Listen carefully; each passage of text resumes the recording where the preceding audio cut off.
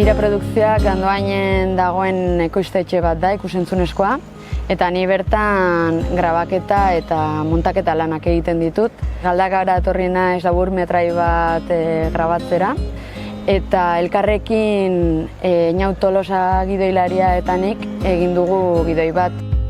Zergaitik uste dugu dela garrantzitsua geuk kontatzea geure historia eta geure historioak. Kultura ulertzen dugu ez dela bakarrik entretenitzeko zerbait.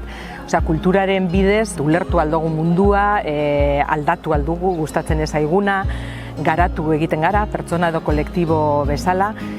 Kulturaren funtzioa oso anitza da, eta funtzio sozial hori ere badago. Horregatik garrantzitsua da gure ondokoek, gure herrikidek eta haien ikuspuntutik sortutako artea eskura eukitea eta ikustea, irakurtzea edo disfrutatzea.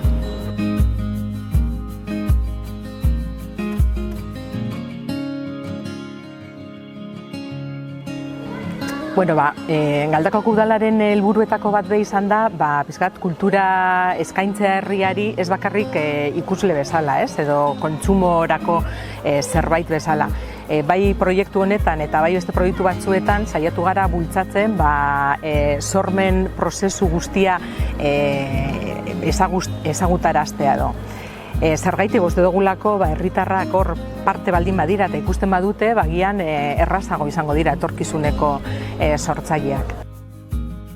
Laburmetraia rider baten historia da. Bertan ikusten dugu gure pertsonai nagusia pakete bat hartu eta herriaren bestaldean entregatzen, eta bere ibilbidea egiten duen heinean, eszena desberdinekin egiten du topo. Eszena hauetan herritarrekin interakzionatzen du, komedia surrealistaren itxura duten akzioak izango dira.